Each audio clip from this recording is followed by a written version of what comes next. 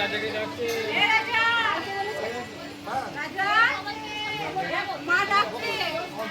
রাজাকে রাজা ওই অর্কর বন্ধু না মা ডাকছে তো। অর্ককে জিজ্ঞেস করো।